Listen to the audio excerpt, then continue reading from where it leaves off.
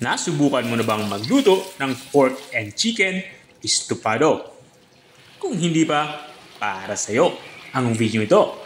Dahil dito ay magluluto tayo ng pork and chicken estofado. Simulan natin ating pagluluto. Nagpainit lang ako dito ng kawali. Nang uminit na, nilagyan ko na ito ng mantika. At nang uminit na ang mantika, magsimula na nga tayong magluto.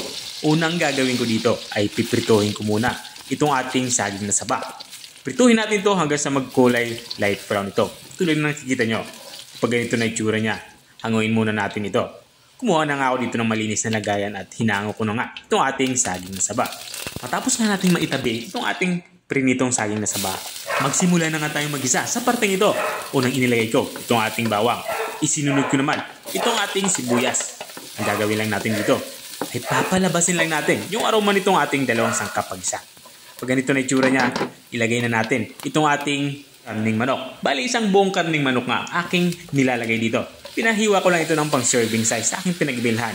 Ang gagawin natin dito ay isi-sear natin ito o igigisa natin ito hanggang sa magkulay light brown ang kulay nito.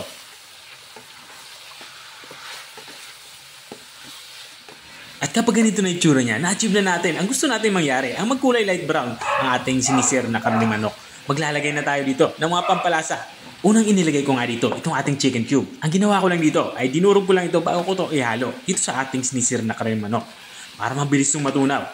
At naglalagay na nga tayo dito ng karning baboy. Ang ginawa ko lang dito ay pinakuluan ko na ito para mabilis itong lumambot. Matapos ko malagay yung ating karning baboy ay maglalagay na din ako dito ng soy sauce o toyo.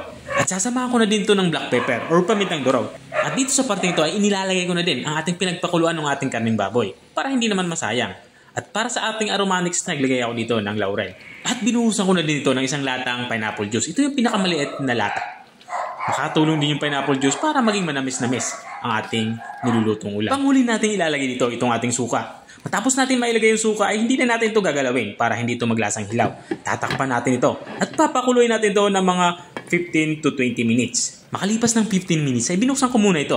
Dito naman sa parteng ito ay ilalagay ko na ang ating prinitong saging na saba. Bakit nga ba piniprito natin itong ating saging na saba? Ang sagot dyan, para hindi ito madurog habang ito ay niluluto. Pero ito naman ay depende sa inyo. Kung gusto nyong wag ng prituin ay okay lang naman. Maglalagay na nga din pala ako dito ng asukal. Sa dish na to, gusto ko yung manamis-namis talaga. At kung nanonood ka pa rin hanggang dito sa parte ng aking video, ibig sabihin ay interesado ka sa aking niluluto. Baka pwede mo naman i-comment kung taga saan ka para alam ko kung hanggang saan umabot ang aking video. Balik tayo dito sa ating nilulutong ulam. Matapos kong malagyan to ng asukal ay tinakpan ko ito. Tinakpan ko nga ito ng mga 5 minutes para makuha ko yung gusto kong lapot sa ating sabaw. At makalipas ka ng 5 minuto ay ito na nga. Luto na nga yung ating ulam pananghalian. Nilagyan ko na ito ng pulang sili. Ito naman ay optional. Ito na nga yung ating pork and chicken estofado. Kung nakarating ka hanggang dito sa dulo ng aking video, maraming salamat sa panunood. At kung nagustuhan mo naman yung bago nating recipe ibinahagi, baka pwede mo naman to i-share. O siya, hanggang dito na lang ako. Kita-kita ulit sa mga susunod kong mga videos. Paalam! Bye-bye!